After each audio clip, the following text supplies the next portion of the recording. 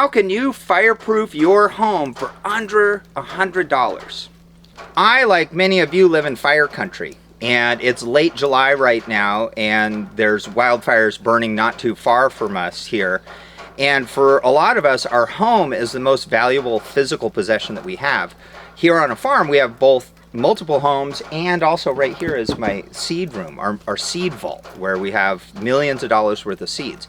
So for under $100, you can set up a simple sprinkler system up on your roof. And I had a buddy that was a firefighter who said that many times they responded to fires, and if people had sprinklers on their roof and it created that drip edge, that their home was saved because you're able to put down a curtain of water. So I'm going to show you our simple system that we use, where we have a hose that's set up all the time in fire season that goes up to 4 sprinklers on this large barn, and we also have it on our house. And the parts are all very simple. You can get them at a hardware store, and maybe you need a neighbor to help hold the ladder to set it up. But as the saying goes, an ounce of prevention is worth a pound of cure. So this hose here I never use for anything other than being connected to sprinklers. So I don't ever, if there was a wildfire, I don't need to scramble around looking for a hose. So here I'm going to turn it on, and we've got 4 sprinklers up here that covers a building that is about 60 by 40, so a pretty large size. And not only does it hit the roof, and within minutes there's a curtain of water dripping down, it also gets all the ground around it. So any burning embers or something would be unlikely to catch fire. And as you can see, the parts are really simple. We just use black poly pipe.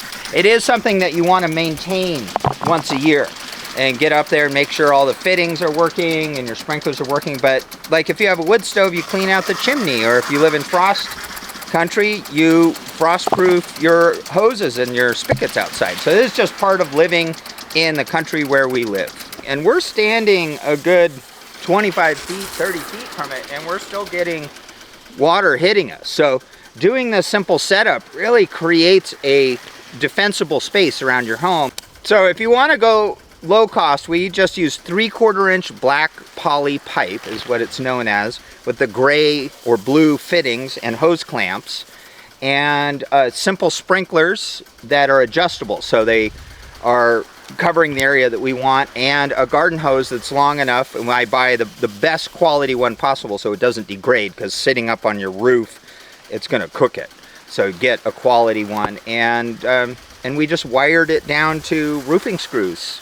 Pretty straightforward. If I were to go a more permanent route, I would probably do copper pipe or steel pipe up there, but that's definitely a more expensive route.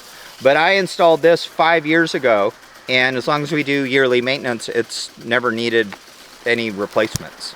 All right, so we're in the order fulfillment center here at Siskiyou Seeds, which is a large wooden building I built about 15 years ago.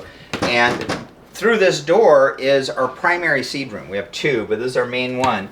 And there's over $3 million worth of seeds in here. And we want to keep these safe from burning down. Just like we want to keep it cool, dark, and dry. So right now it's 46 degrees in here. You can see there, and let's see, it's about 47% moisture. So that's pretty ideal, but we have a lot of seed in here that we want to keep safe from fire. So having the ability to cover it in water, which sounds counterintuitive because seeds you want to keep dry, but no water's leaking in here, is really important towards having a secure bioregional seed supply. So now I'm at my house, which again, for most of us, our house is really important to us. It's where we live and we store most of our belongings, if not all. And every year here in wildfire country, we're in Western Oregon, homes are lost from wildfire. And there's a lot of things you can do to create defensible space, and the term is firewise. And I think one of the most important things you can do, and then I've heard this from firefighters, is installing sprinklers on your roof that you can easily turn on. So in the event of a wildfire, even if we had to evacuate, in about a minute, I can hook up this hose that's dedicated for this and put down a big blanket of water all around my home. Like cool. That. This is where you enter the farm, and it's dry pine oak forest over there, and you can see all around me, like right here is, you could start a fire so easy with this. So one thing that I just did is we installed a fire hose here. This is a 100-foot lay flat with a, firefighting style nozzle that I can spray about 40, 50 feet.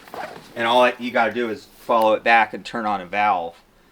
But I was just realizing we have another way to do water here and install some sprinklers up above. So having redundancy will really help maintain defensible space, especially around the core infrastructure of our farm, because we store gas cans in here.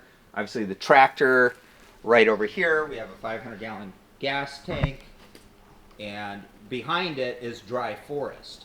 So now we at least have the ability, if a fire were coming, to drench down this area with well water or creek water or pond water, those latter two being gravity flow. So just simple things you can do. And if you want to see how it's hooked up back here, so this is like a universal firefighting style connection.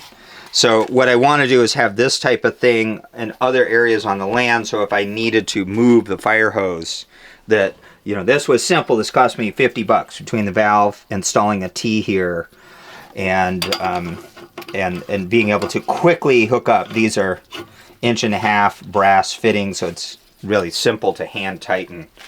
And that's a lot of water when you turn that on. We live here in fire country, and that's just a fact. And like people that live in hurricane country have hurricane shutters on their windows, because it's just something you have to contend with.